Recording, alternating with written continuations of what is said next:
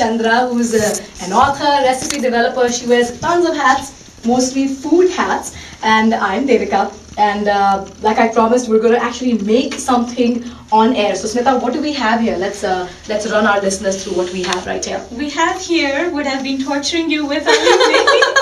Chicken kebab spring rolls. Okay. And they are a fusion of Hakka Chinese cuisine with Indian food. Okay. So it's the spring roll wrapper, which is stuffed with a chicken kebab mixture. Okay. And we're going to bake them in the oven instead of deep frying them. So they're nice and healthy and quick and easy. And wonderful. Delicious, of course.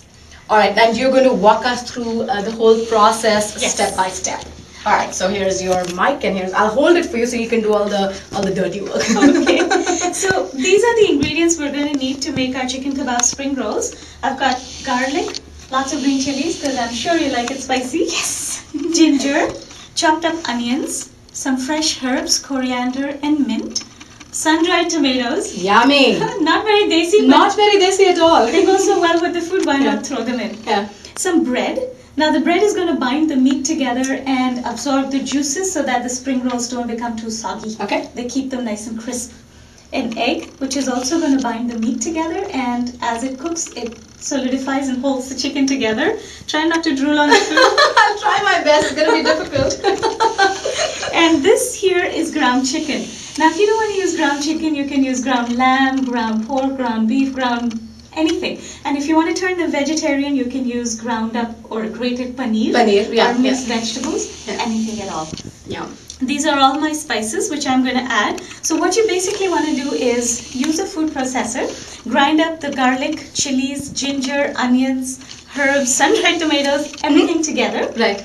Throw in the bread, the egg, all the spices. So we have some chili pepper for the heat, ground coriander, ground cumin, kasuri methi. Oh, yummy. Dried fenugreek leaves. And of course garam masala, which has been aromatizing your studio all evening. I know, my nose has been going completely crazy smelling it because it smells like really freshly ground garam masala, not the kind you just buy off a grocery store shelf. So it smells really yum, and all of us are collectively drooling here in the studio.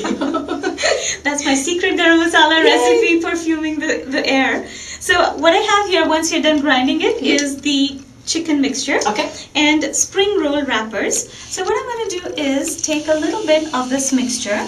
Now you should work with it when it's chilled, simply because it's easier to handle. Okay. So you just spread it like this on an angle with a little pointy tip towards you. And you don't stuff it too much, just a little bit, is it? You don't want to stuff it too much because then it gets too soggy. Okay. So you just fold the edge of the spring roll over the chicken, bring in the edges so that they're nice and smooth, and then just keep rolling.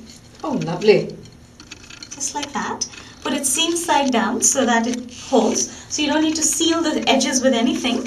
And then just take a little bit of vegetable oil, brush it lightly, just like that.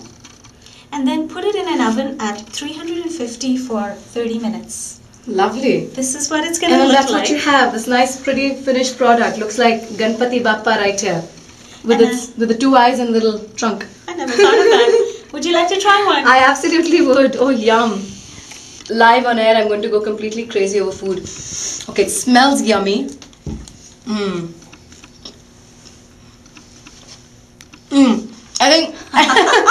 think my actions speak louder than words. This is yummy. Thank you. And you know, I don't know if is it okay to speak with your mouth full? Of course, totally. Mangoes say you shouldn't.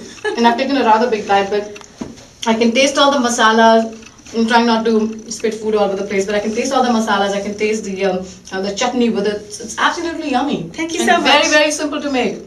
That's wonderful. All right, Smita, I'm going to say thank you so very much to you for coming into our studio and telling us about all this yummy food. And we're going to say bye-bye to you and to our listeners, because it's time for me to go home, because I have a home for a change. And I'm going to play you a really nice song since you like Purana Sangeet. It's a Nazia Hassan classic for you. And for all your suggestions and your comments and requests, you can write to me at devika@worldbandmedia.com. Bye for now. Have a great evening.